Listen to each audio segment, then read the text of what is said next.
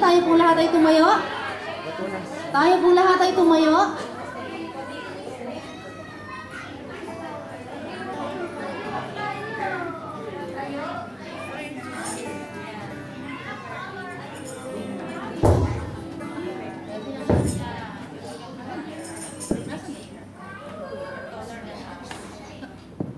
Sige po, pangunahan po tayo ng prayer diretso sa ating pag-awit ni Brother Darwin.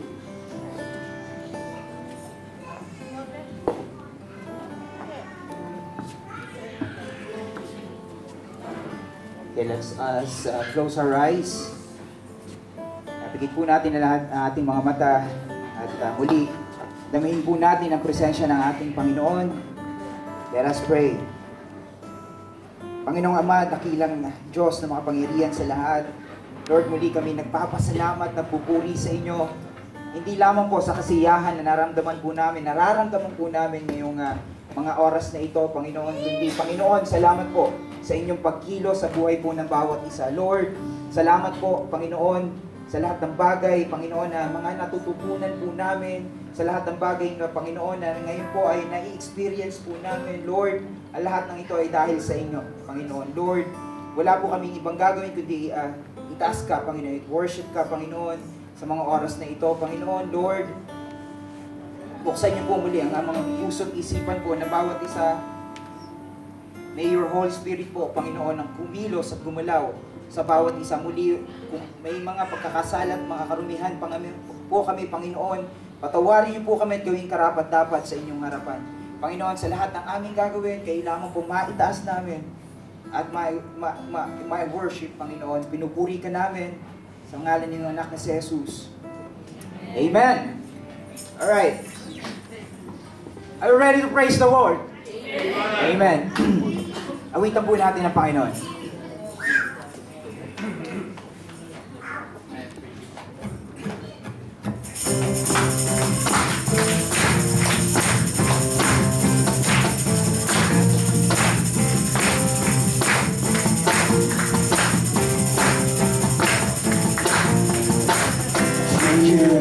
I will sing to you that you will sing, to you that dead will rise, to you all I will praise, to you that darkness flees, to you my heart screams, I am free.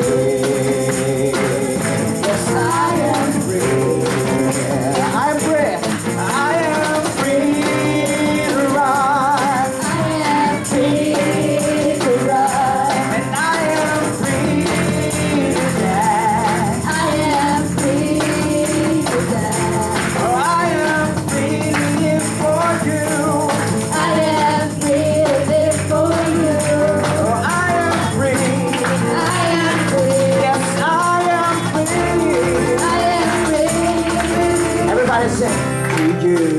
I will sing, to you that you will sing, to you that there will rise, to you all heart will praise, to you the darkness flees, to you my heart will, I am free. Yes, I am free.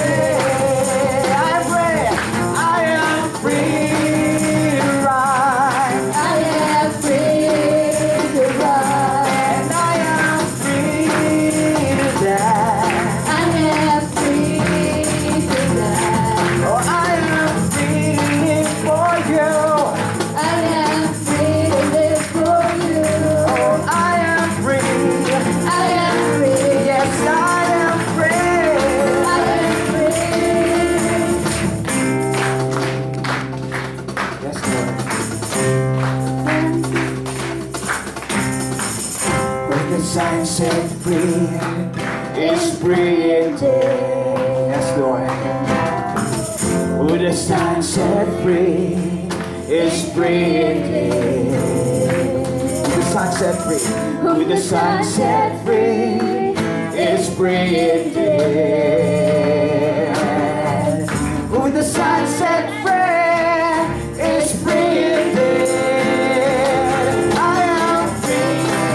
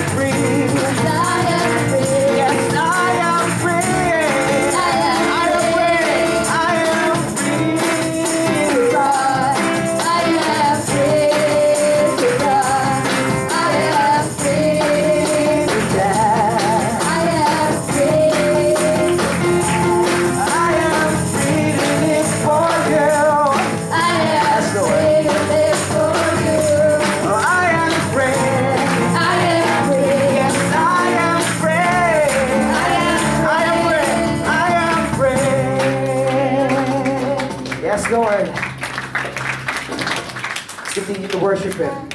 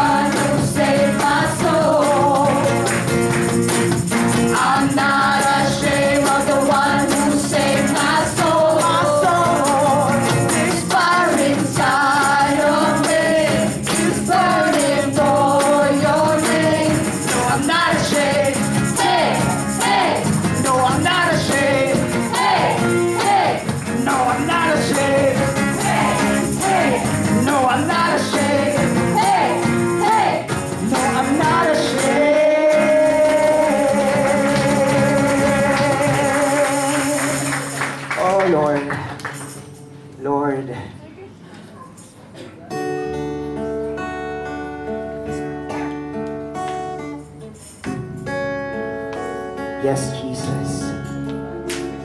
Jesus, Jesus. It's because of your name. It's because of your name, Lord. It's because of your name. Kaya po kami narito. Sumisigaw that we are not ashamed. It's because of your name. Because of your name. It is your name, kaya po kami na-save. It's your name, kaya meron po kami salvation, Lord. But your name is above all names, Lord. Yes, Father.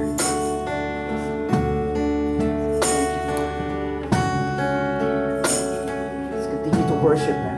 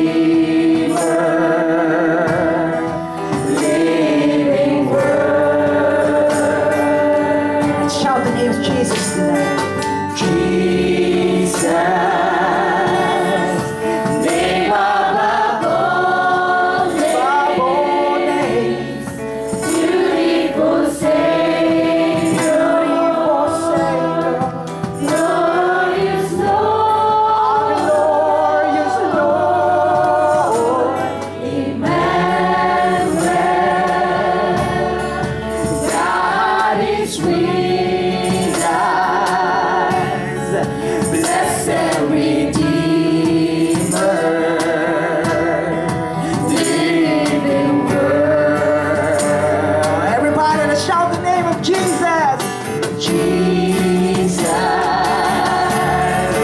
name of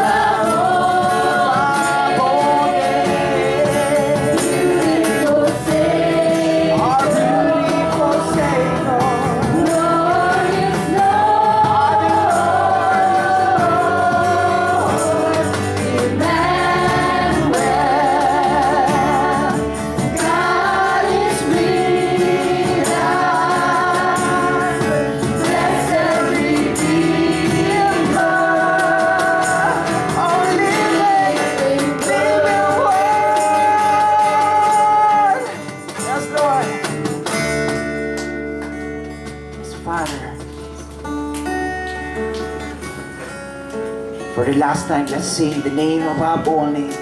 His name is above all name. Everybody.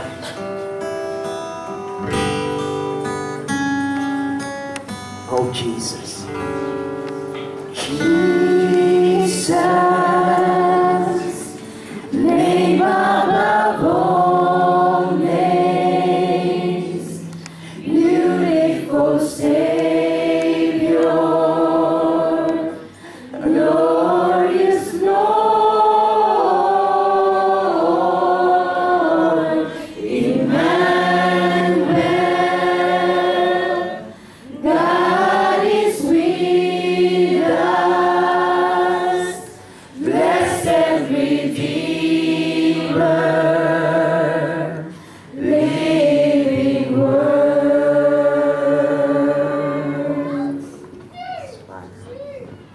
Yes, Lord. Truly, Father, your name, oh Jesus, is above all names, Lord. Kaya wala po kaming ibang gagawin, hindi itaas ka, Panginoon. You deserve this. Karapat-dapat ka lamang itaas, Panginoon. At ang iyong pangalan ay karapat-dapat lamang po itaas. Lord, we worship you. We praise you. We lift it up, your name on high, Lord. We thank you for everything. In Jesus' name. Amen.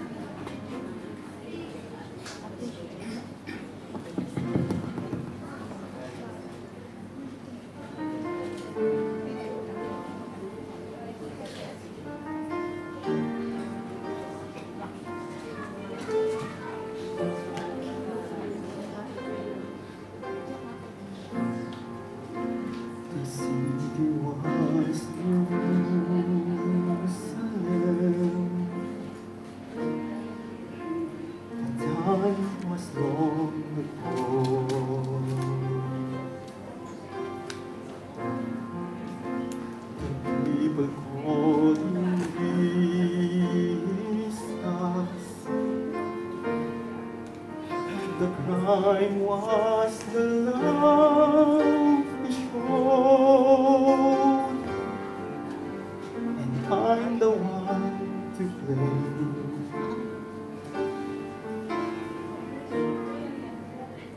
I caused all the pain.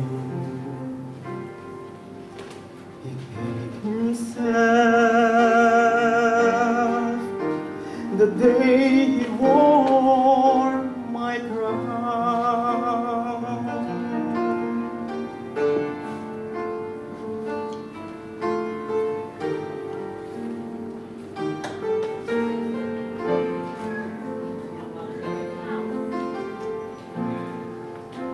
He brought me love that only he could give.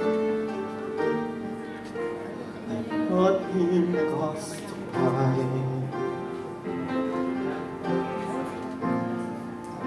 I know he taught me how to live. I taught him how to die, and I'm the one to blame. I caused all the pain. Himself the day he wore my crown.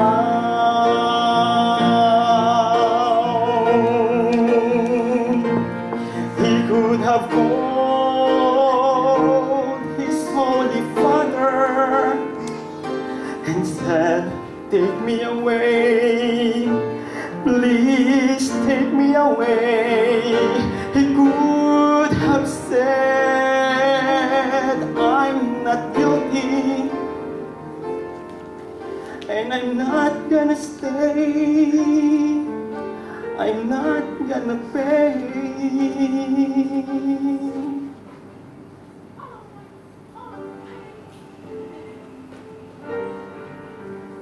But you walk right through the gate, and then on top the hill, and as if hell beneath the weight, he cried, Father, not my will, and I'm the one to blame.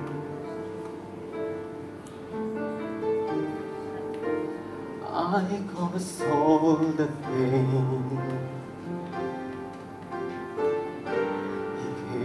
Himself the day he wore my crown.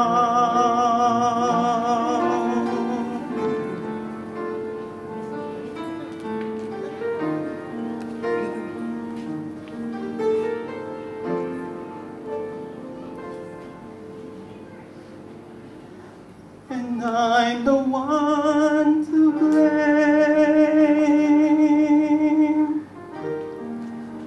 I caused all the pain.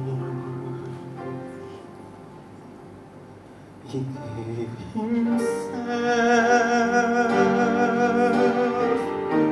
the day he wore my crown.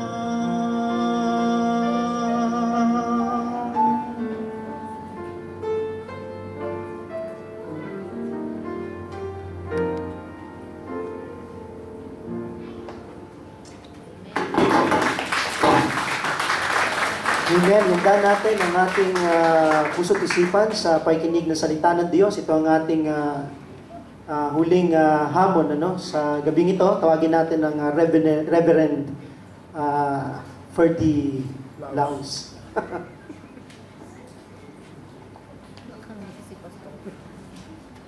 Maraming salamat, Pastor Ronald.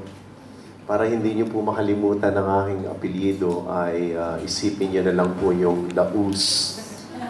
At yung pangalan ko ay Perde. Na Perde, na Laus. So, ibig sabihin ay talagang talong-talo talaga. Talong-talo. Pero ang katotohanan po, yung aking apelyido po, ang ibig sabihin po niya ay Los Angeles, United States. At yan po yung ibig sabihin niya.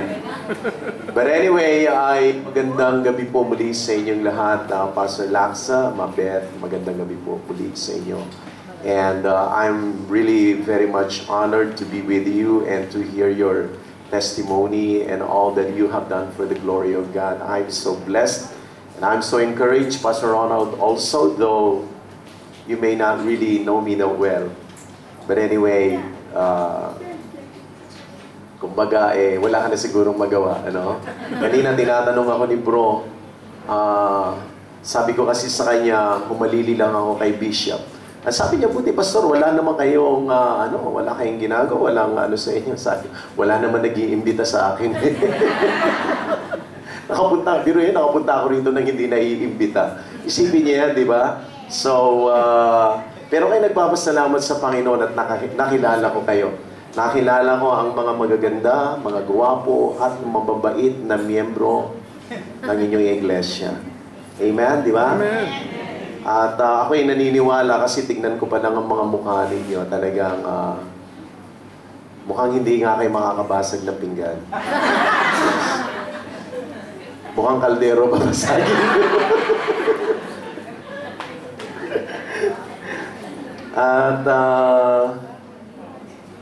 kami po ay bitin na bitin sapagkat mamaya po ay pagkatapos ko mag-preach, tatakbo na agad kami at papunta na po kami ng airport para kami po ay bumiyahe. At nagpapasalamat ako sa Panginoon at itong bawat isa sa inyo ay nakilala ko. At yung mga nag-picture, may picture ako, pwede nyo ako itag, ha? Ferdinand M. Laus ang aking pangalan. Ano? So, gusto ko kayong maging kaibigan. Ano? At kung yun ay pwede lang sa inyo. Ano? Pagtsagaan nyo na akong kaibigan. Okay? At ating buksan ang ating mga Biblia, Luke chapter 15.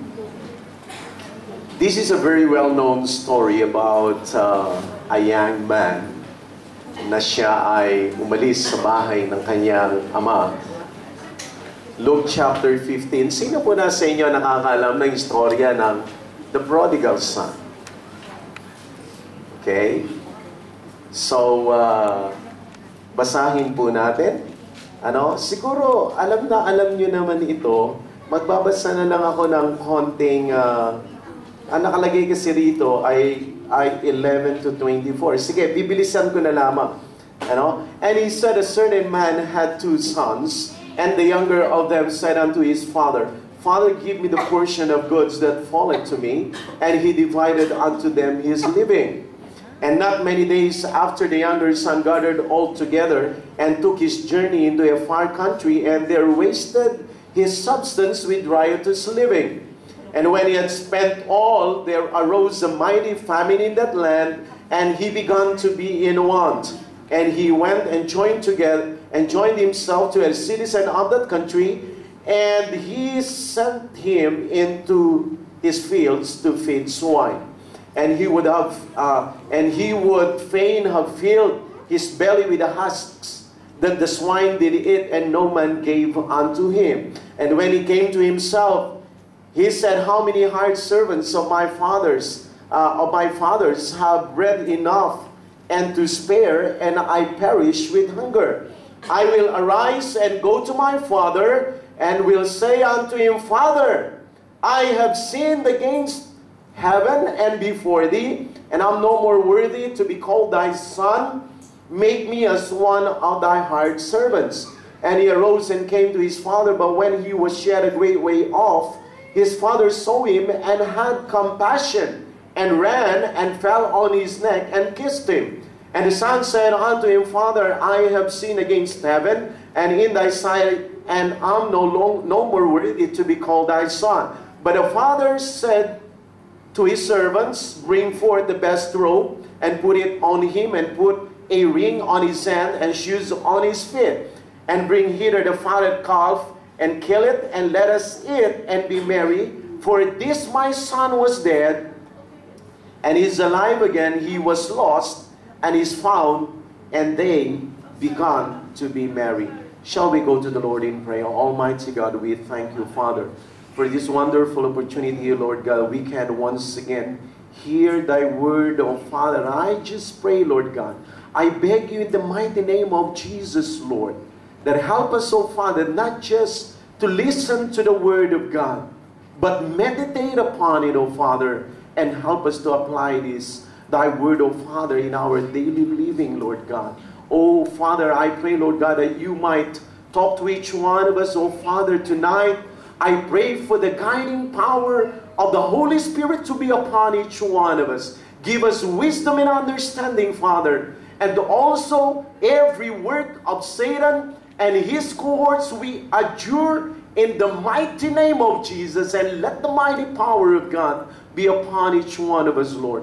Thank you so much, Lord God. We give you back all the glory and praise in the name of the Lord Jesus Christ. Amen and amen.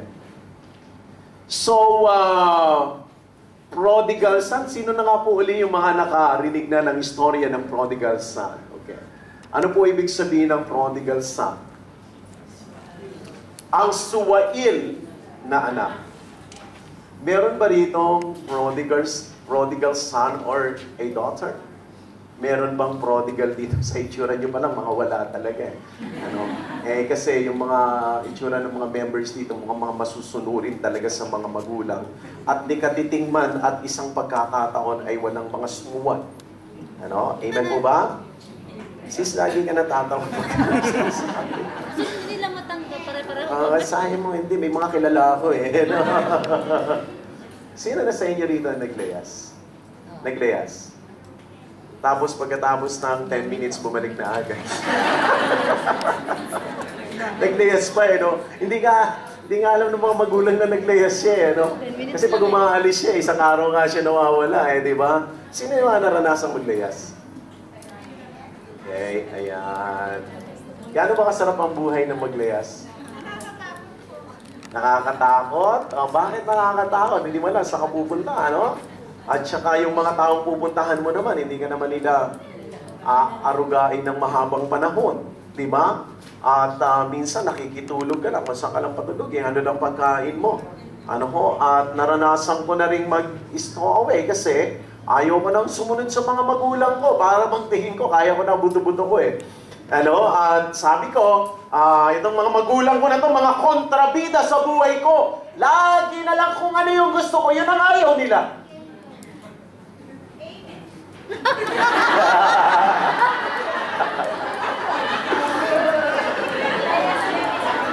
Mga magulang, tandaan nyo to, kung mahal nyo ang mga anak nyo, hindi nyo ibibigay lahat ng gusto nila. Amen!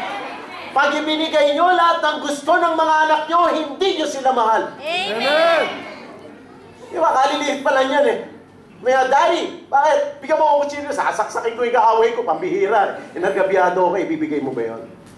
Di ba hindi? Hindi lahat ng gusto nila. Inaalam mo ano yung makakabuti sa kanila, ano yung makakasama sa kanila. Pero alam niyo bang mahirap mabuhay na walang tatay? Sino po sa inyo yung maagang nawala ang tatay? Para din wala. Parang invisible lang din. Miski doon, parang wala, hindi nararamdaman Hindi nagpaparamdam. Pero, at least, magulang pa rin natin sila. Whatever happens, we can only forgive. Okay? Huwag tayong mag-harbor ng anuman sa puso natin kasi tayo pa rin ang ma-apekto. Lagi yan. At yung mga magulang natin, balik-balik na rin man ang mundo, magulang pa rin natin sila. Kung wala sila, wala tayo. Ano man ang nangyari along the way, all we can do is just try to understand and try to forgive. That's the best that we can do. Because along the way, hindi naman natin alam kung ano mga nangyari at mga nagdaan. Di ba? At mag-unawaan. Okay? So, may mga pagkakataong ganun bro, talaga. Totoo yun. At mahirap mabuhay ng walang tatay. Pero meron bang mga anak na para bang mabubuhay na sila ng mga walang magulang? Kaya sa mga anak natin, huwag niyong iisipin na ganun. Ang mga magulang ninyo, ang tanging mga taong mag-care sa inyo ng higit kanino man. Okay? Ang pag-aaralan natin ngayong gabing ito ay binamagatan kong a life away from the Father. Isang buhay na malayo sa Ama. Gusto ko lang po ikwento sa inyo muna sandali para maunawaan nating maigi kung ano po ang konteksto ng ating pag-aaralan. Ano po yung kanyang historical context. So, I want you to understand that. Kinausap po ang Panginoon ng mga scribes and Pharisees. At kung titignan po ninyo, tignan natin, balikan natin ng konti para mas maunawaan natin, sa verse 15, verse 1, Then drew near unto him all the publicans and sinners for to hear him. And the Pharisees and scribes murmured, saying, This man receiveth sinners and eateth with them. Okay? So, ina-accuse ang Panginoon ng mga Pariseyo, ng mga religious leaders during that time. It is because the Lord Jesus Christ, ini-entertain niya yung mga sinners. Okay? Particularly ang mga publicans. Ang publicans po, ito po yung mga maniningil ng buwis. Sila po yung mga taong nagtatrabaho sa Roman government na siyang nangunguna po sila po ay under ng Roman rule. Okay? Nung kapanahunan po na itong mga Hudyo na ito, and even during the life of the Lord Jesus Christ. That's why the Lord Jesus Christ said, Give tribute to him, tribute is due, give unto Caesar, which are Caesars, and give to God, which are God's. So, ibigay natin daw. At dyan din po yung background na pagka ikaw ay inatasan, inutusan na magbuhat ng 1 milya, 2 milya ang buhatin mo. Kasi po ay ang Roman po ay pwede niyang pabuhatin ng isang Hudyo ng kanyang mga dala-dala ng isang milya. Pero ang sabi ng Panginoon, dahil kayo mga mananampalataya at sumusunod sa akin, 2 milya niyo buhatin. Ipakita niyo na mas kakaiba kayo. So they were under the Roman rules. At ito pong mga scribes and Pharisees, ito po yung mga taong self-righteous. Mga hypocrites. Okay? Mga self-righteous na mga tao. Ang tingin nila, sila lang ang magaling. At ang sabi nila, in-accuse nila ang Panginoon, hey, if you are the Messiah, if you are the Son of God, then why in the world you are entertaining sinners, the publicans, the harlots? Those are sinners. If you are God, if you are the Son of God, then you are not supposed to be mingling with all those people. Tapos, nagsimula lang magbigay ng istorya ang Panginoon. Okay? At isa rito, itong istorya na ito. Sino-sino po ang mga characters sa istorya na ating pag-aaralan? Kung alam niyo, una, of course, the prodigal son. Number 2, the father. Number 3, the prodigal brother.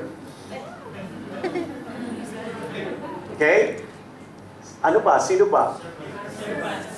Servants. Sino pa? Citizen of that country. Sino pa? Bigs. Meron ba kayo hindi nasabi? Isa pa. Yung kaibigan niya, yung harlots. Okay? Merong harlots. You know? And dito sa istorya na to, ipinapakita rito, God being, okay? Gusto ko maunawaan ninyo maigi para maintindihan ninyo pagka pinag-aralan natin. Ano ko? Because God has chosen Israel, okay, to be His people. At sila ay bayan ng Panginoon. Kaya lang, sa mga tao sa bayan ng Panginoon ay merong dalawang klase. Ito po yung mga taong self-righteous at ito yung mga taong makasalanan. Okay? Ngayon, ipinapakita ng Panginoon na ang isang taong makasalanan, pag nagsisi ng kasalanan at lumapit sa Panginoon, ay laging makakasumpong ng kapatawaran sa Panginoon.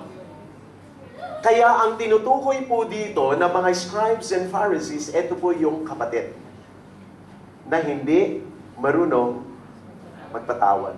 Okay? They are condemning people. They don't like to forgive people. Okay? As a matter of fact, hindi makipag-usap sa kanila, hindi nila kinakausap yung mga yan. They were sinners for them. And ito po ay relasyon ng Panginoon sa kanyang bansang Israel. Hindi po sa mga mananampalataya. Okay? Bakit, Pastor? Una, pagka sa mananampalataya ito, yung prodigal son ay anak ng Diyos, at yung kapatid, anak din ng Diyos. Ang pinatutungkulan ng Panginoon na kapatid ay yung mga scribes and Pharisees. And sila isinumpa ng Panginoon, di ba? Woe unto you, sabi ng Panginoon. Babasahin yung Matthew chapter 22. Ang pag-aaralan po natin dito, yung buhay ng taong ito na naging malayo sa kanyang ama. Okay? So, okay po sa inyo, nakuha niyo po yung pinaka-konteksto ng ating pag-aaralan. Kasi pagka hindi po natin nakuha yun, mahihirapan po nating maunawaan. Meron pong tatlong bagay ang nais ko, apat na bagay ang nais kong i-share sa inyo ngayong gabing ito. Number 1, the reasons. Ano ang mga kadahilanan bakit nalayo ang kanyang buhay sa kanyang ama? Number 2, the result. Ano yung naging resulta nung siya ay malayo sa kanyang ama? Number 3, the realization. Ano ang na-realize niya nung nalayo siya sa ama? And then number 4, the reunion. Okay?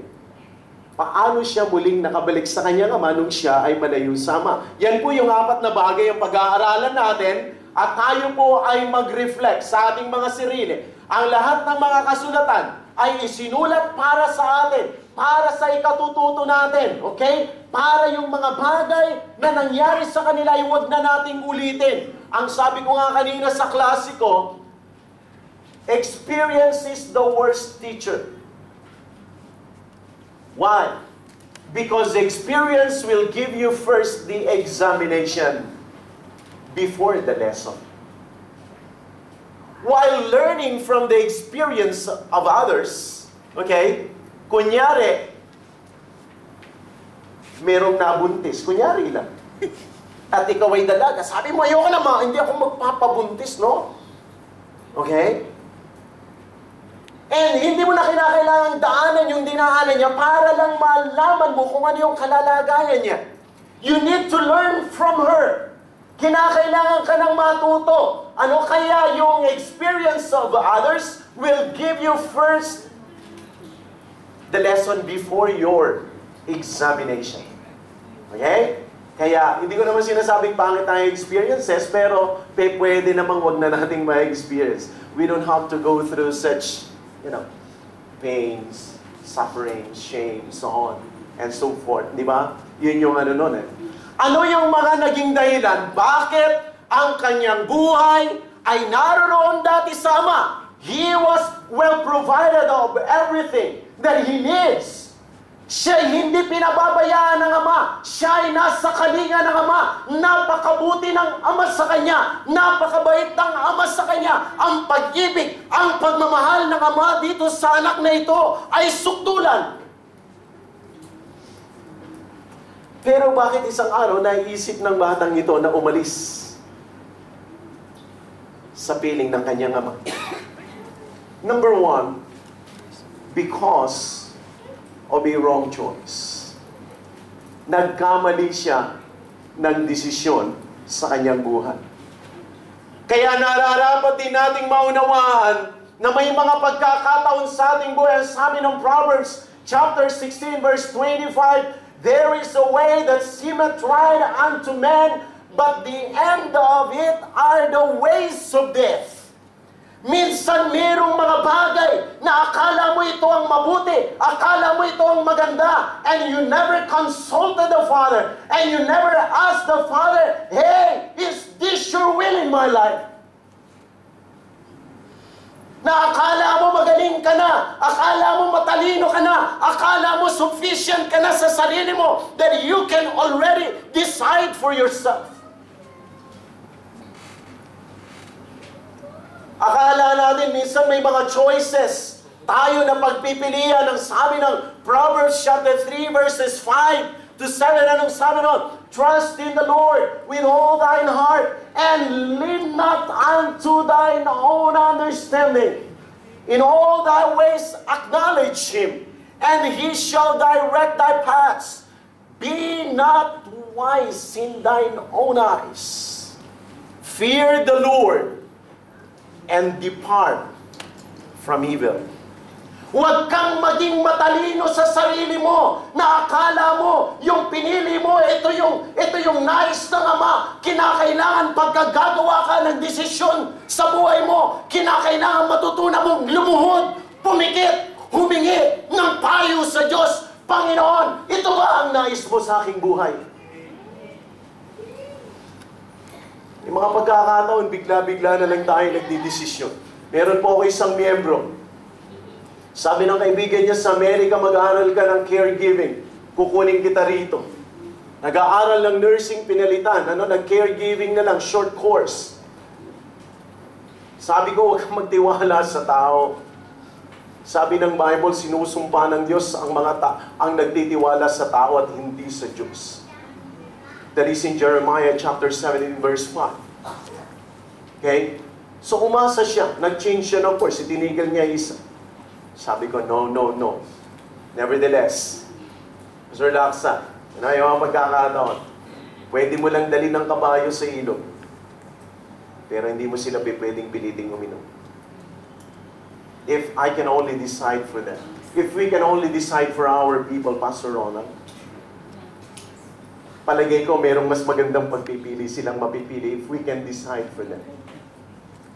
Kaya lang may mga pagkakataon na ang sabi roon na yung tao, akala niya ito na yung pinakamaganda na pagkagagawa siya ng desisyon sa buhay niya, nakalimutan niya ng pumikit, nakalimutan niyang humingi ng gabay sa Panginoon. Panginoon, ito ba yung nais mo sa buhay ko? Kaya, nagkaroon siya ng maling desisyon sa kanyang buhay.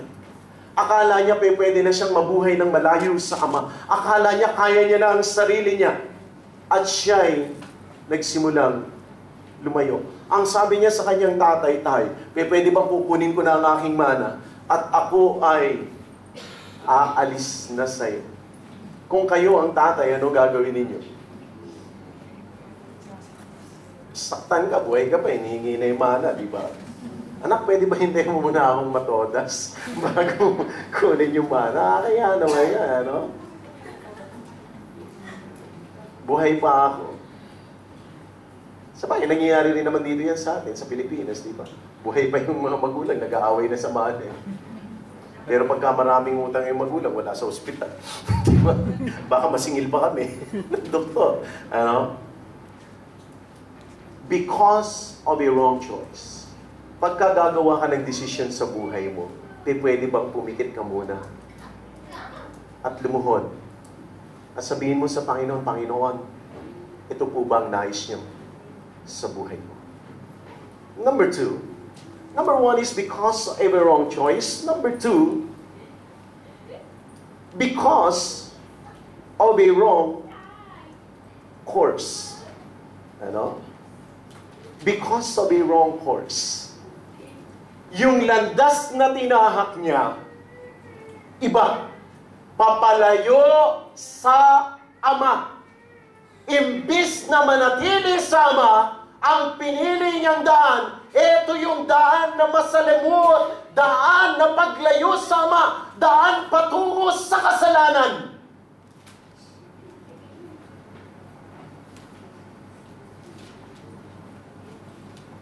Hindi ko po alam kung alam niyo po ba na marami pong kasalanan? Maraming kasalanan. Sa mga OFWs, ako ay isang pastor na sa akin lang po ito, hindi po sa Bible. Sa akin lang, kung ako lang ang masusunod, hindi ko papayagang mag-abroad ang aking mga tao na may asawa na mag-abroad. Kung ako lang. Kaya lang, hindi ko naman pwedeng buhayin ng pamilya niya, paaralin ng mga anak niya, para sabihin ko, wag na, ano? You know, because they are very vulnerable. Kailangan mo ng balikat na iiyakan? Wala kang maiyakang balikat. Kaya nga meron akong kasabihan. Daig ng kaibigang malapit ang boyfriend na malayo. Daig ng kaibigang malapit ang asawang malayo. Kasi yung tenga ng asawa mo, yung tenga ng boyfriend mo, malayo eh. Pero yung mga tenga ng mga iba na nakikinig sa'yo, nagsisympathize with you. At akala mo sila yung mga nagkikare sa'yo. At namamali ka na ng landas. Imbis na yung landas ng paglilingkod sa Panginoon, imbis na yung landas na ma-preserve mo ang iyong sanctity, na sabi ng Panginoon, you are the light of the world. You need to shine. They need to see the Lord in your life. Ladies, mag-ingat po kayo sa mga lalaking mga bulero. Sumagot eh. Meron nagsabi sa akin, Pastor, napaka-bulero mo. Sabi sa akin. Sabi ko sa kanya, kung ang pagsasabi ng totoo ay pambobola, di ba di na ako mambola ng mambola? Masabi ko lang ang totoo. Yes. Sabi ko kasi sa ganda mo yan, pag lumakad ka sa underpass ng Quiapo, pati bulag mapapalingon. Sabi ko, pati pipi mapapasipon. Pati lumpo mapapahabol. Sabi niya, bola na yata, Pastor, kung ang pagsasabi ng totoo ay pambubuo. Hindi naman na talaga totoo yan, di ba? Hindi, alam ko naman matatalino kayo. Nababasa niyo ano yung biro, ano yung hindi. Di ba? Mga matatalino naman kayo, okay? So, because of a wrong course, ito yung landas na dapat mong lakaran. Ang sabi ng Panginoon, Thy word is a lamp unto my feet and a light unto my path. Yung salita ng Panginoon ang siyang maggagabay sa iyo para masumpungan mo yung landas patungo sa nais ng Panginoon.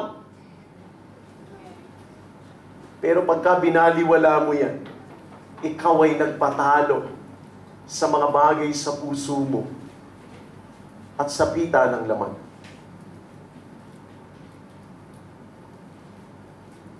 Napakarami na, hindi ko po sinasabi sa inyo. But an ounce of prevention is better than a pound of cure. Marami pong nag-abroad para itaguyod ang kanilang pamilya na umuwi, na wasak ang pamilya. Why? Because of a wrong course. Ito yung dapat na landas na tatahakin nila. Landas sa paglilingkod sa Panginoon. Landas sa pagkatakot sa Panginoon upang sila'y lumayo sa kasalanan. Pero hindi yun ang landas na napili nila. Ang pinili niya ang landas papalayo sa Ama. Dapat ang landas ay pananatili sa Ama. Ngunit ang kanilang pinili yung landas na palayo sa Ama. Kaya makikita natin pagka tayo ay nagkamali ng landas ng ating buhay. Imbis na pupuntahan mo at church, iba ang pinuntahan mo. Nakipagkita ka sa iyong kaibigan. Hanggang isang araw ay maging kaibigan. Dapat nasa church ka. Si David, dapat nakikipagyera siya. Nag-stay siya sa palasyo. Pumunta siya doon sa balkonahe. Medyo siya ay nagtingin-tingin. Ay merong isang babaeng naliligo. Si Bathsheba. Ang tunay niya lang pangalan ay Sheba. Pero dahil siya'y mahilig maligo, kaya Bath.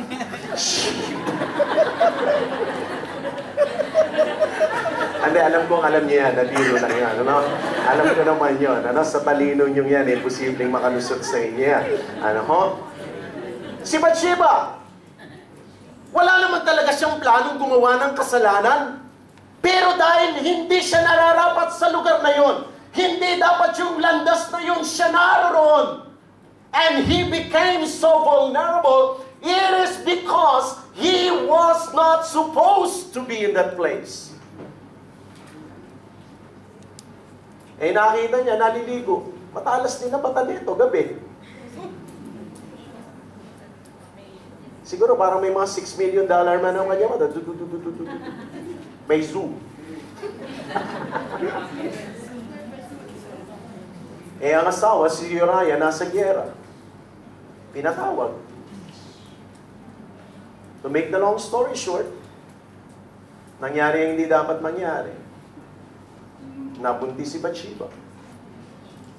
Ngayon, sabi niya, paano pang gagawin ko rito? Sabi niya, pinauwi yung asawa, si Uriah. Uriah, uwi ka muna, punta ka muna sa misis mo. Eh, itong Uriah, ayaw tabihan ng misis. Kasi sabi niya, nakikipaggera yung mga bus ko doon, tapos ako Okay? Hindi, nilasing pa siya ni David para lang umuwi ng bahay.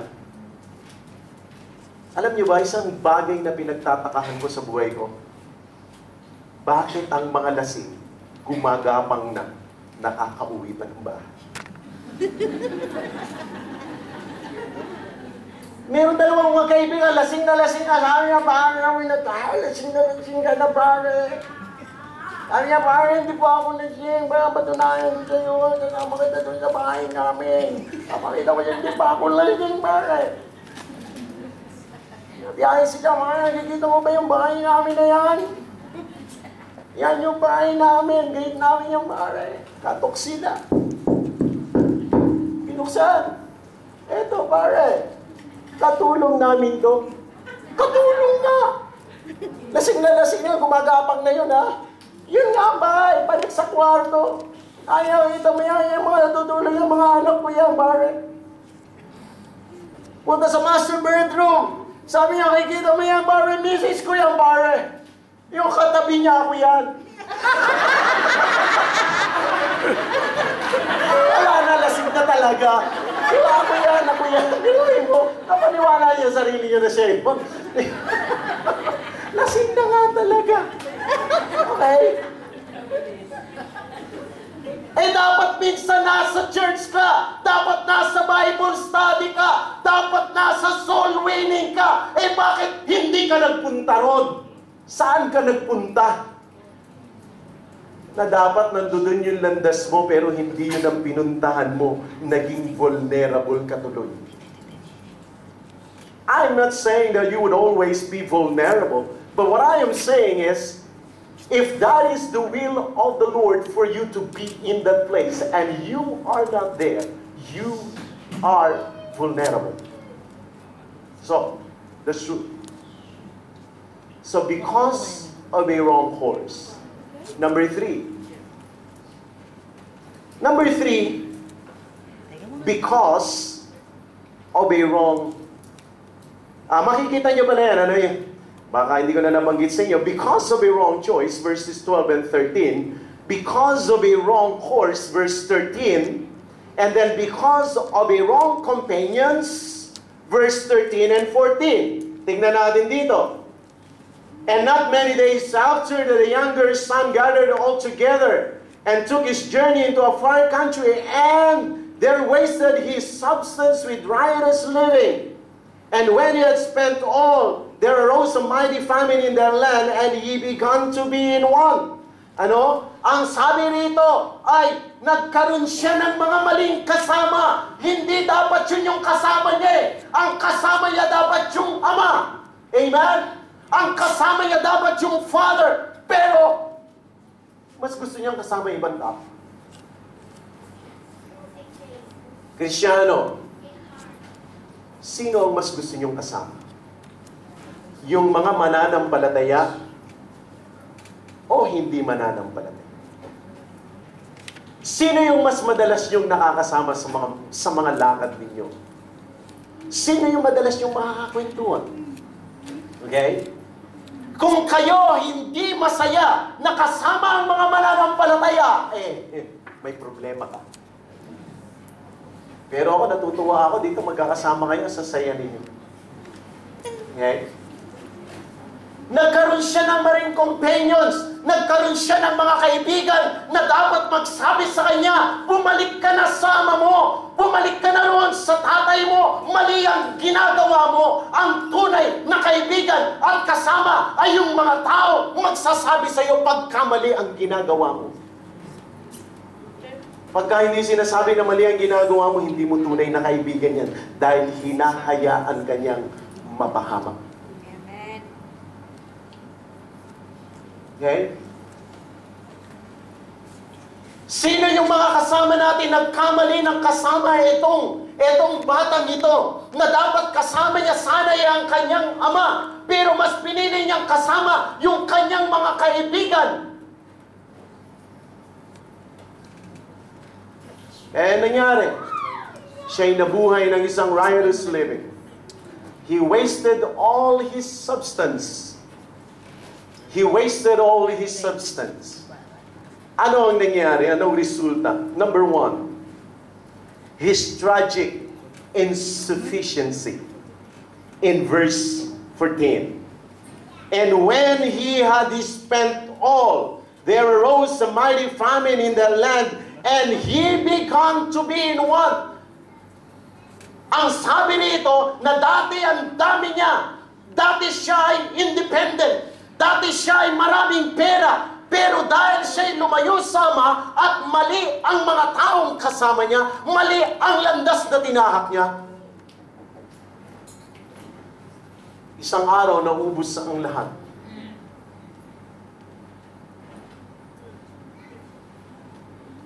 Meron po ang kakilala. Siya po ay isang seaman na nagtatrabaho sa isang barko na passenger ship. At sa passenger ship na yon ay merong kasi yung mga kinikita niya, idinadala niya roon pagka-off niya. At alam niyo ba, umuuwi siya, walang bitbit sa pamilya niya. Alam niyo po, nagpunta po ako sa Amerika. Ang mga tao ron, pagka ginagastos ang pera nila, hindi.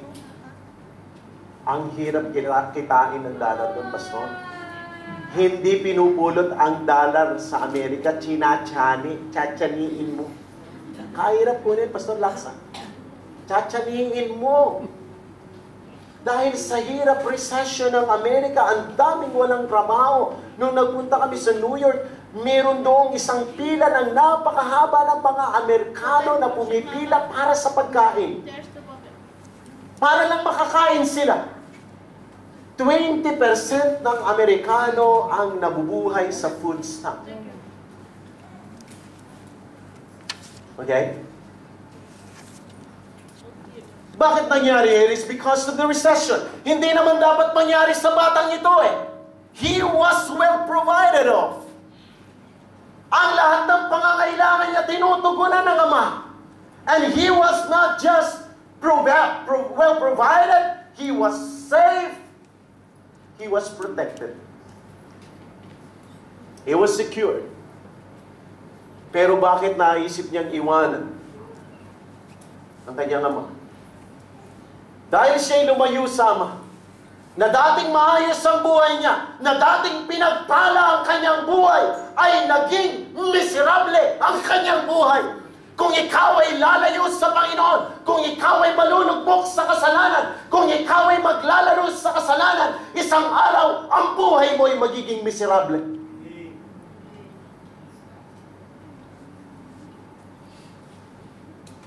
His tragic insufficiency. Dumating ba sa isang araw sa buhay niya na naisip niya na mawawala ang lahat?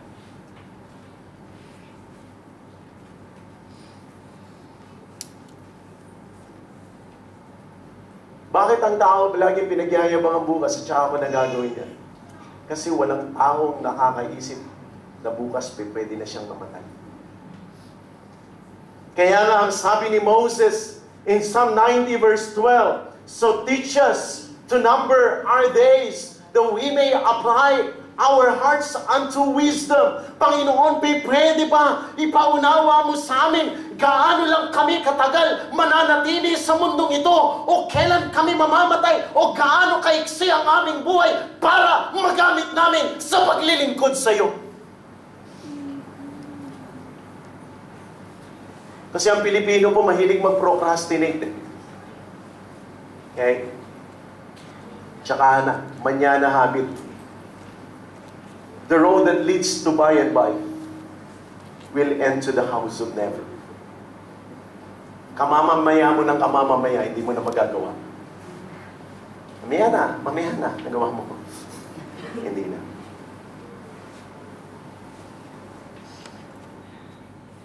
Hindi niya naisip na ang kanyang paglayo sa Ama ay magiging miserable ang buhay. Mga mananampalataya, mga Kristiyano, kung isang araw, ikaw ay mabubuhay sa kasalanan, ikaw ay magtatampisaw sa kasalanan, alam mo yan, alam ng puso mo yan, sinasabi ng puso mo na hindi dapat yan. At pagka ikaw ay nagtampisaw dyan, isang araw ang buhay mo ay magiging miserable. His tragic insufficiency. Number 2, his tainted image. Verses 15 and 16. And he went and joined himself to a citizen of that country, and sent him into his fields to feed swine. And he would fain have filled his belly with the husk that the swine did it, and no man gave unto him. Hindi ba yan yung lalaking macho, magandang katawan, maraming pera? Yan ba yan? Ano na nangyari sa kanya? Bakit siya nagkaganyan? Bakit siya'y mukhang pulubi na? Bakit siya'y nagugutom na? Bakit siya'y payat na? Ano ba ang nangyari sa kanya? And his image was tainted. Ang kanyang patotoo, ang pagkakilala ng mga tao sa kanya ay nasira.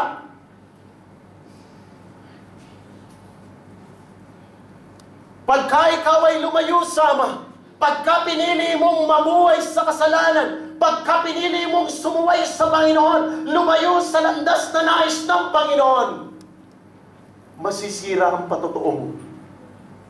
At tatawanan na nila pagka nagsalita ka ng patungkol sa Diyos. Let your light so shine before men. Let them see Christ in you. Makita nila ang Panginoon sa buhay natin. Yung patotoo natin. Yung ginawa ng Panginoon sa buhay natin. Kinakailangan maipakita natin sa kanila, hey, God has been good to me. God has been so gracious to me. Pero pagka pinili mong lumayo at tahakin ang landas ng kasalanan, isang araw magiging miserable ang buhay. Isang araw ang patotoo mo bilang mananampalataya ay masisira. Number 3, the result. His tragic insufficiency, his tainted image. And then number 3, his total isolation. Dati kasama niya ang ama. Dati ando doon ang mga servants nila. Lahat ng mga pangangailangan niya naroroon. Marami siyang kasama. Pero nung siya'y lumayo sa ama, una nung marami siyang pera, marami pa siyang kasama. Makikilala mo ang tunay mong kaibigan pagka wala ka ng pera. Pagka mangungutang ka na sa kanila, mga nagtatago na yan. Samantalang noon, hindi mo nga sila pinangutang, binigyan mo nga sila. Ang sabi roon, dumating ang isang araw, naghangin niyang kasama yung baboy.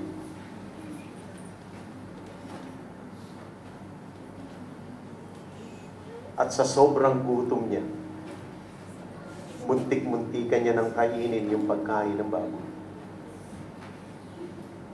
Samantalang hindi naman ganun ang buhay. Samantalang napakaganda ng kalalagayan niya. Samantalang siya'y pinagpala sa piling ng ama. Bakit niya naisipang lumayo sa ama? Yun ang nangyari sa kanyang buhay. Pangatlo, number 1, the reasons. Number 2, the results. Number 3,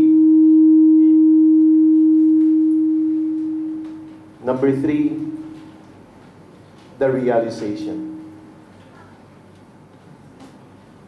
Ito po yung maganda sa buhay ng batang ito. He came to his senses and realized, hey, what am I doing in my life? Ano bang ginagawa ko sa buhay ko? Bakit nagkaganito ang buhay ko? Hindi naman ganito kamiserable ang buhay ko. Maayos ang buhay ko. And he realized that it's because iniwanan niya ang ama. Lumayo siya sa Diyos. Lumayo siya sa paglilingkod sa Panginoon. Pero na-realize niya na sana kung tayo'y nasa kasalanan, kung tayo'y sumusuway sa Panginoon, miski naririto ka, kung ikaw ay gumagawa ng kasalanan, kung ikaw ay nabubuhay sa kasalanan, you need to realize, hey, I am not supposed to be doing this. I should be giving glory to God. I should be serving the Lord. I should be pleasing the Lord.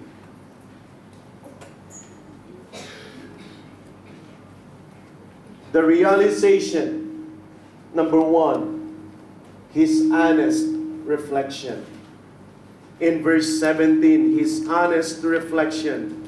And when he came to himself, he said, how many hired servants of my father's have bread enough and to spare, and I perish with his hunger. Ang sabi niya, ilang mga alipin ng tatay ko na sobra-sobra ang pagkain samantalang ako'y nagugutom.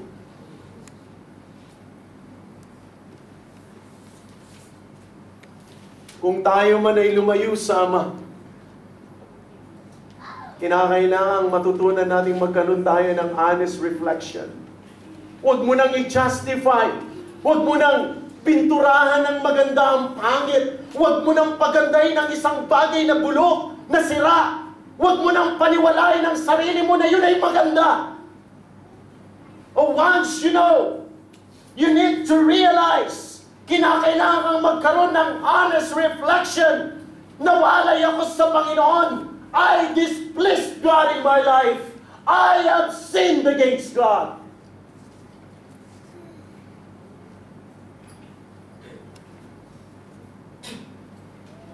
His honest reflection. Number 2, his homeward return. In verse 20. His homeward return. And he arose and came to his father. But when he was yet a great way off, his father saw him. Oh, praise the Lord. Bakit siya nakita ng tatay? Dahil yung tatay niya ay laging naghihintay sa kanyang pagbabalik. And he was just right there, waiting for your return. Ang Panginoon ay napakatapat. Kung ikaw ay naligaw na landas, nawalay sa Panginoon, ikaw ay magbalik lamang sa lugar ng pinag-iwanan mo sa Panginoon. Naroon ang Panginoon. Naghihintay sa iyo. Naranasan niyo na bang maghintay sa buhay niyo? Ang sabi, magkita tayo sa Jollibee alas 9. Ilang oras ang may maghihintay niyo? Meron bang maghihintay dito hanggang alas 9 ng gabi? Alas 9 ng umaga ang usapan niyo, may maghihintay ba ng alas 9 ng gabi? May maghihintay ba sa inyo na isang buwan?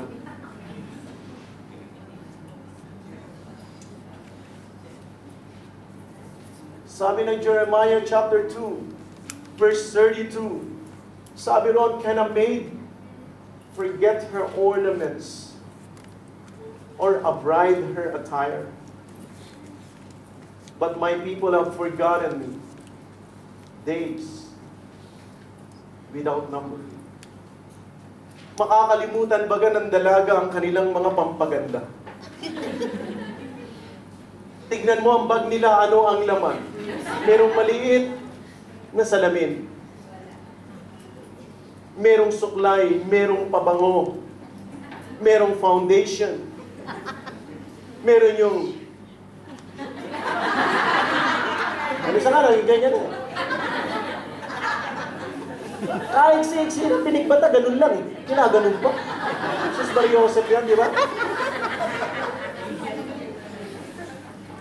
Yung ginaganon lang yung mahahaba. Pagka ganyang kaliit, huwag mo na pakialaman yan. Kasi ang matutupi mo dyan yung ganun mo. Gaganyan kayo eh. Para ka na multo. Merong kaplasong uling yan. Tatanggalin yung napakaganda niyang kilay, papalitan niya ng uling. Para lang siya nag-check.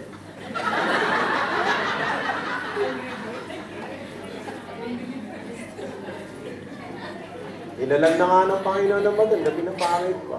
Kasi standard ng mundo eh. Obra maestra ang nga ng Panginoon. We are a work of art of God. Alam niyo ba na merong kulang-kulang na 7 bilyon ang tao, walang magkakapareho ng fingerprint? Kasi unique lahat tayo eh. We are a work of art. Bakit kinakailangan mo? Diba? Pabanat ng mukha. Botox. Banat. Kababanat ang kababanat. Kapunta sa gilid, parang meron na siyang palong gilid. Tapos sa sobrang banat, wala nang mabanat. Pag natutulog siya, bisi gabi, tulog na siya. Kaya... Hindi niya na maipikit yung mata niya. Kasi wala na, banat na banat na eh.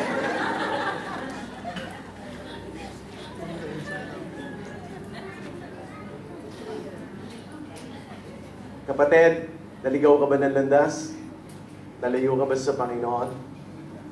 Andiyan lang ang Panginoon, saan mo siya iniwan? Doon mo lang siya balikan. Naghihintay siya sa'yo. Miski gaano katagal. Makakalimutan baga ng dalaga ang kanyang pangpaganda? O nung babaeng ikakasal ang kanyang trahe de boda? Meron na ba kayong nakita nagpunta sa simbahan ikakasal naka-duster? Meron na bang ikakasal na nakalimutan ng kanyang damit pangkasal? Pero ang sabi ng Panginoon, yet my people have forgotten me days without number. Napakahabang panahon na nilang nakalimot sa akin. Napakahabang panahon na sila'y nawalay sa akin. Yes, pumupunta sila sa templo. Yes, nag-aandog sila sa akin. Pero ang kanilang buhay ay malayo sa akin. Sana gayahin natin ang prodigal son. Nasumpungan ng landas. Pabalik sa bahay ng Ama. Nandiyan lang ang Panginoon, naghihintay sa atin. Sana masumpungan mong bumalik sa landas ng Panginoon. Ating itakwil ang ating mga kasalanan. His honest reflection is homeward return and His heartfelt repentance. In verse 21. And the son said unto him, Father, I have sinned against heaven and in thy sight, and am no more worthy to be called thy son. Ang sabi niya, Panginoon, Father, handa kong tanggapin anuman ang consequences ng aking paglayo sa iyo to the extent of disowning me. Because I know I have sinned against you. Ito po yung taus-pusong pagsisisi. Yung sinasabi niya, miski anong parusang ibigay mo sa akin, tatanggapin ko dahil nagkasala ako.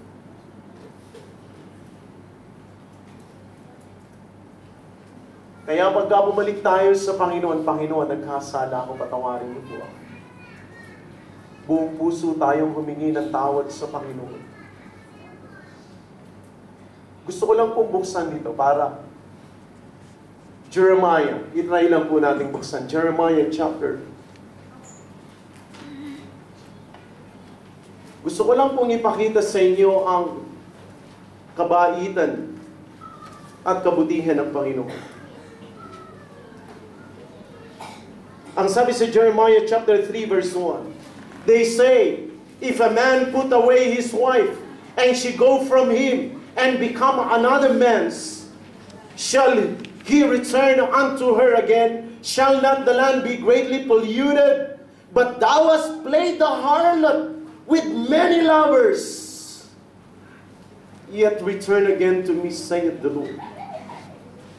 Sabi niya, pwede ba yung isang asawa na nagpag-divorce na, babalik pa muli sa kanyang unang asawa? Hindi na pwede. That is the law. Ang sabi ng Panginoon sa kanyang bansang Israel, yet thou hast played the harlots with so many lovers. Gentlemen, tatanungin ko kayo. Kung isang araw, kung lang to, isang araw, ang misis nyo nagkaanak sa iba, tatanggapin nyo pa ba siya?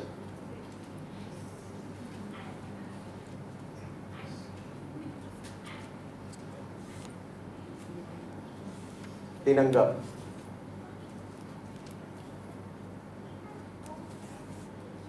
Bumalik na naman. Pagbalik sa'yo, meron na naman dagdag na isa. Meron ka na naman pala kakainin. Paaaralin. Sabi niya, ayaw mo no, di ka na nahihirapan. Apakainin mo na lang at nag-aaralin. Sabi ng Panginoon, thou hast played the harlots with many lovers. Lumapit sa iyo ang misis mo, ang bitbit na anak, Chinese. Nung sumunod na taon, Indian. Nung sumunod, Malay na Malay. Tapos Pinoy na. Naging Amerikano. Tapos naging negro. Sabi niya, honey, patawarin mo ako, bumabalik na ako sa iyo. Miski wala ka, dumami tayo.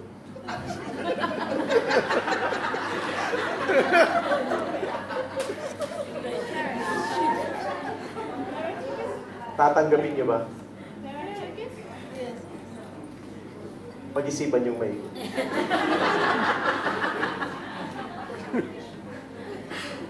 Number 4, and the last. Last na ito mga kapatid. Total, hindi na naman ako, uuwi naman na ako, pagbigyan niyo na ako. Ha? Last na ito. His reunion. Okay? Or the reunion. Bumalik siya sa ama. Ang sabi niya, Ama, hindi na ako karapat-dapat na tawagin na iyong anak. Ako'y lumayo sa iyo. Ako'y nagkasala sa iyo. Ako ay sumuway sa iyo. Hindi pa natatapos ang sasabihin niya, sabi ng tatay. Palitan niyo na ng damit ang anak ko. Suotan niyo siya ng singsing, pag-aari ko siya. Akin siya. Anak ko yun. Sabi niya, Ama, wag mo na akong tanggaping anak. Sabi ng ama, oh, I cannot deny the fact that though I shout to the world, you are no longer my son. But the truth be told, you are. And you will always be my son. Napakabuti ng Panginoon. He earned his father's pardon. Na-earn niya yung pardon ng Panginoon. Ang sabi ng Ama, dahil nakita ko ang taus-puso mong pagsisisi, anak, pinapatawad na kita. Hindi mo na kinakailangang sabihin pa, ulit-ulitin sa akin, ano ang nangyari. You don't have to feel the pain again. You are forgiven. Church, minsan pagka may mga bumabalik sa atin na nagkasala, huwag na nating ungkatin pa kung ano-ano mga bagay na nangyari, na muling magbabalik ng mga hapdi at sakit sa kanilang mga puso. Pagka nasumpungan nila ang buong pusong pagsisisi, patawarin natin sila. Amen? Baka isang araw kailanganin natin. He earned his father's pardon. Number 2, he was enclosed with the Father's protection. Sabi ng Panginoon, wala nang makakasaling sa iyo dito sa lugar ko. Hindi na magiging miserable ang buhay mo. Hindi na darating ang panahon na mangangailangan ka. And I will be here, and I will be providing for you, and I will love you with all of my heart. Just stay with me. Just stay with the Lord. Huwag na nating naising pang lumayo sa Panginoon.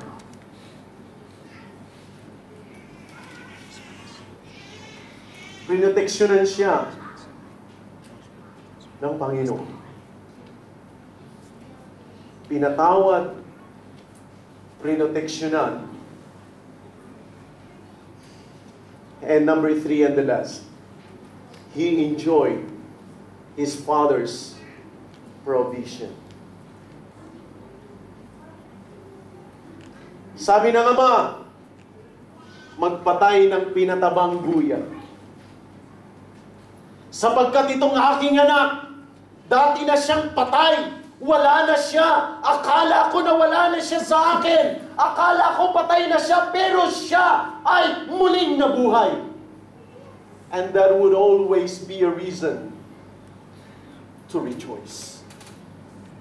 May mga kapatirang nawala, nasumpungan ng landas pabalik, nagsisisi. That's a reason for the church to rejoice. Tingnan natin, tuloy natin ang pagbabasa natin. Matatapos na po tayo in Luke chapter 15. Basahin natin. Verse 25. Now his elder son was in the field, and as he came and drew nigh to the house, he heard music and dancing. And he called one of the servants and asked what these things meant. And he said unto him, Thy brother is come, and thy father had killed the fatted calf, because he had received him safe and sound. And he was angry, and would not go in. Therefore came to his father out, and entreated him. And he answering said to his father, Lo, these many years do I serve thee, neither transgress I at any time thy commandment, and yet thou never gave me a kid, that I might make merry with my friends. But as soon as this thy son was come, which hath devoured thy living with harlots, thou wast killed for him the fatted calf. And he said unto him, Son, thou art ever with me, in all that I have is thine.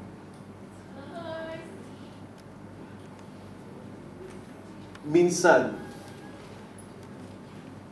ang mga kapatid, ang siyang nagiging prodigal brother.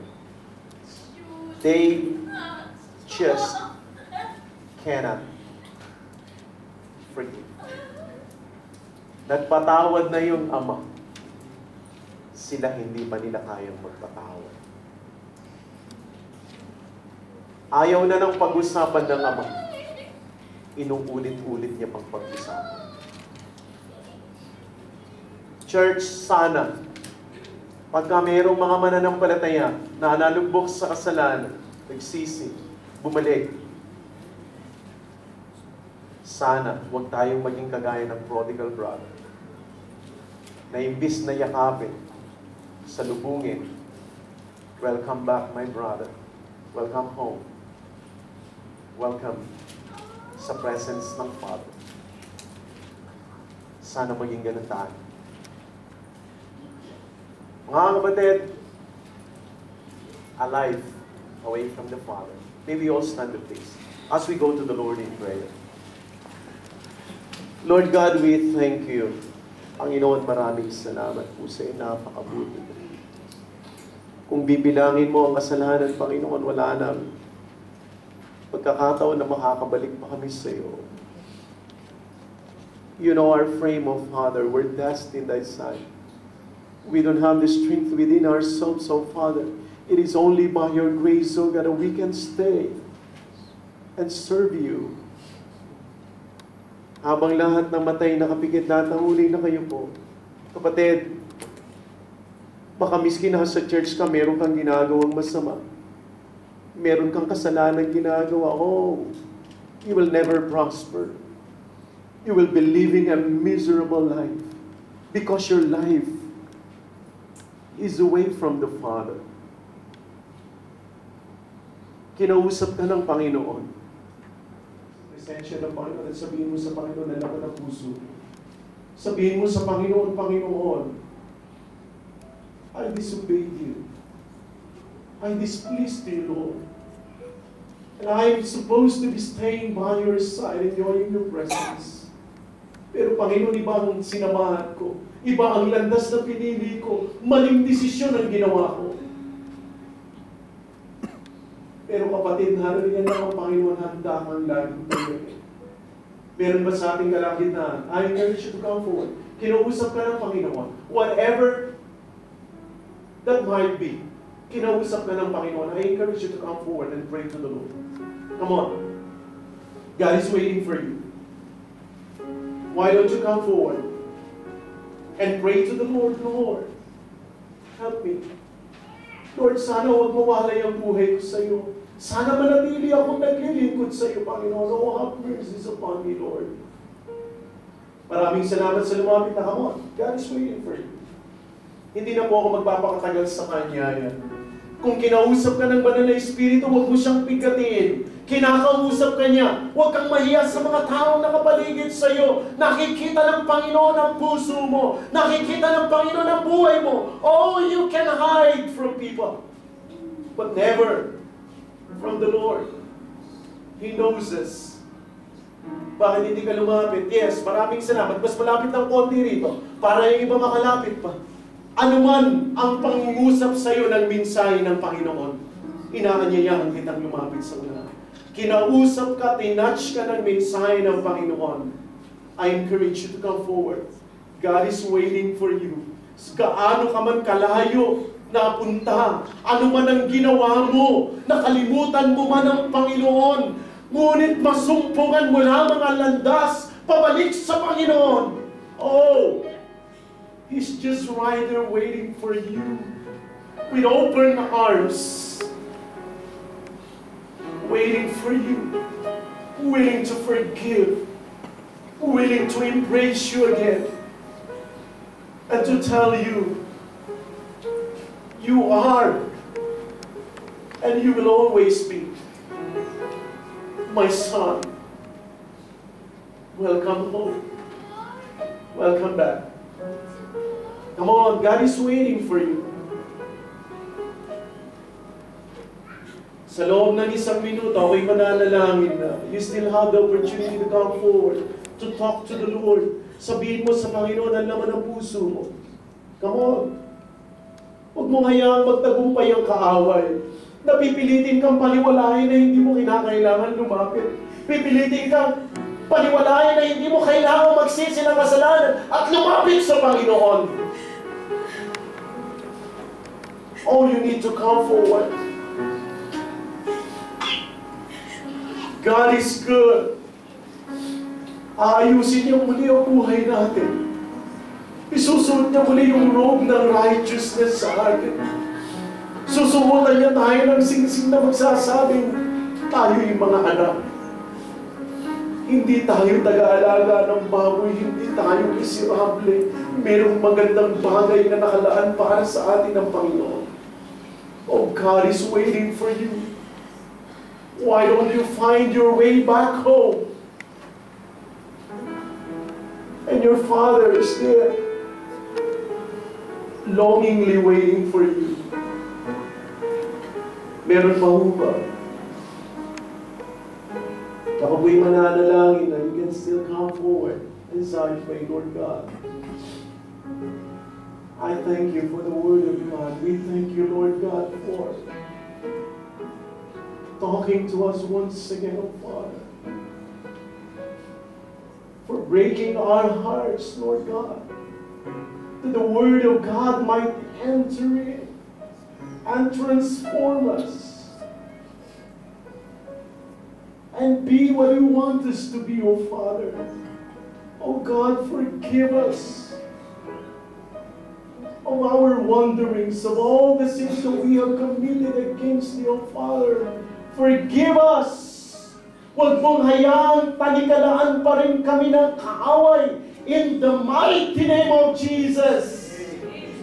Padirin mo ang talikalan ng kasalanan. Sapagkat kami mga anak mo, hindi miserable ang buhay namin.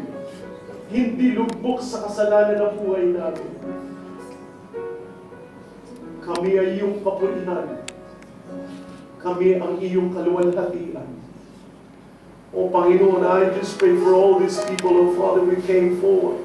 I just pray for them, oh Father, whatever their prayers are, oh God.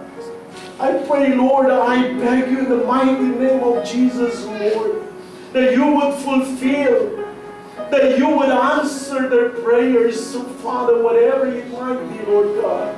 Whether they are asking for forgiveness, whether they are rectifying their sins, oh Father, their ways, whether they are going back to you, when they are saying, Lord, I'm going to serve you, and I'll stay with you, whatever happens, I'll stay with you, Lord.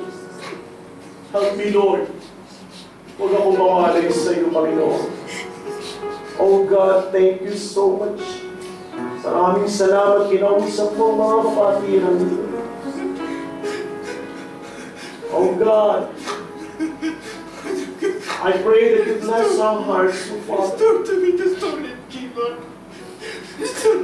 Please bless us, O Lord. Have mercy upon us, O Lord. Alam mo kung saan kami gawa-gawa po kami sa alam mo, wala po kami lakas sa aming mga sarili. Tanging ikaw po ang aming kalakasan, Panginoon. Pinagkakatiwala po namin sa iyo ang aming buhay. Maraming salamat sa iyo. Maraming salamat sa kapatawaran sa mga kapatiran dahil dito na muli kami makakapagsimula ng merong katungan ng aming puso na kami makapaglilingkod sa iyo muli, Panginoon. Nang wala kaming iniingat ang kasalanan na nabubuhay ng ayon sa iyong kalooban. Maraming salamat po sa iyo. I-bless niyo po sila. Pagpalain niyo po sila. Sa pangalan ng Panginoon Jesus. Amen. God bless you.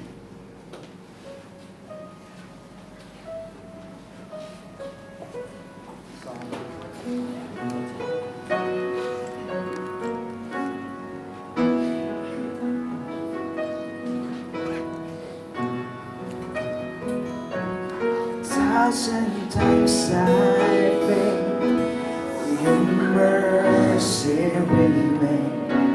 Should I stumble again, I'm caught in your grace. Everlasting, your light will shine when all else fades. Never ending, your glory goes beyond all fame.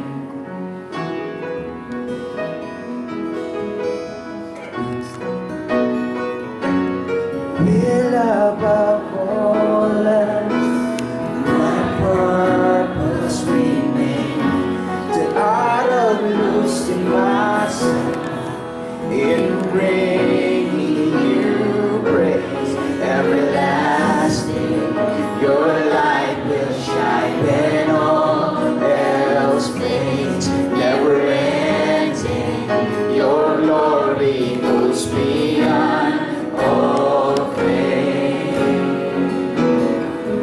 My heart and my soul, I give you control.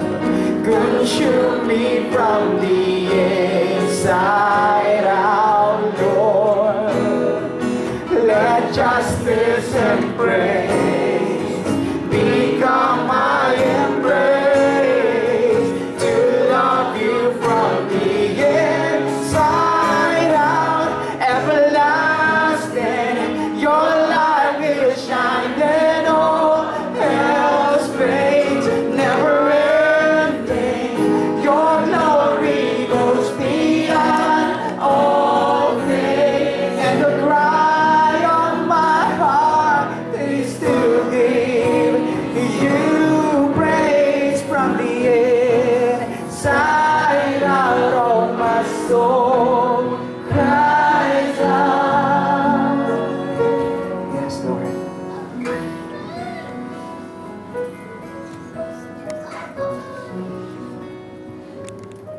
Sa buhay ng bawat isa, salamat dahil tunay kayo ang Diyos na hindi po nagkukulang.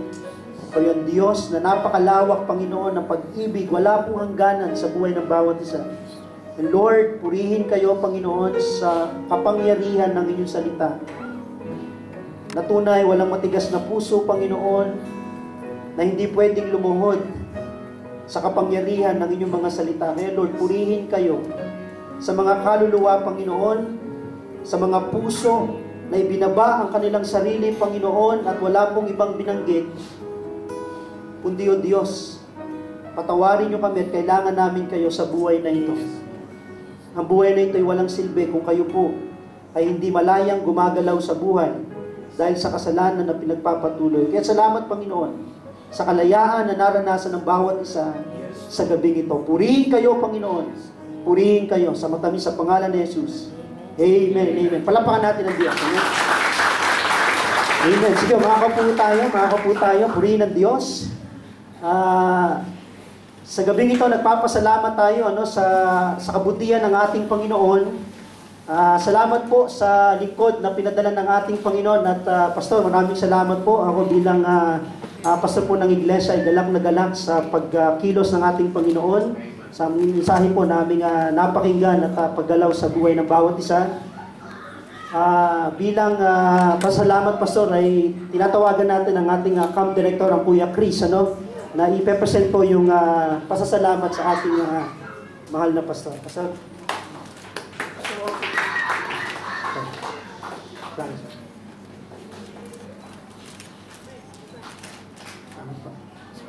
Okay, Pastor Orson din, si Pastor Orson. Salamat din, Pastor. Daddy.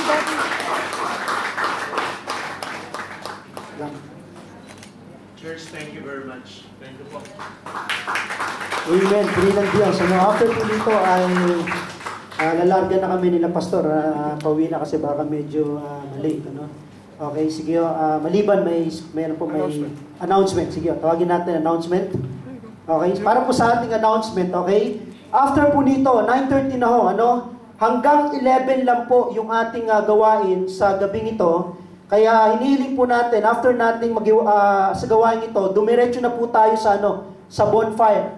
Kung alam po natin yan, sa gilid po ng swimming pool, okay, may magagay po sa inyo ng mga leaders, doon po tayo lahat pupunta. Ngayon, kung meron pong concern ng ilan, na posibleng hindi pwede mag-stay sa medyo malamig o may mga ilang insekto, so hindi po natin pinipilit. Ibig sabihin, kung sino lang po, kung gustong dumalo doon, may programa din po tayo doon mamaya, So dumiretso po tayo doon kasi hanggang 11 lang tayo yung gawain natin sa gabing ito, 11 lang yung ating inalaw, So muli, purihin ng Panginoon, patuloy tayong lumapit sa Panginoon at tunay na ilagak natin yung buhay natin hanggang bukas at hanggang paglabas ng camp na ito. Muli, salamat, Pastor. Salamat po, Pastor Orson. Salamat po. Purihin ng Panginoon at pwede na tayong tumayo at lumabas. Na-pray na tayo. Salamat.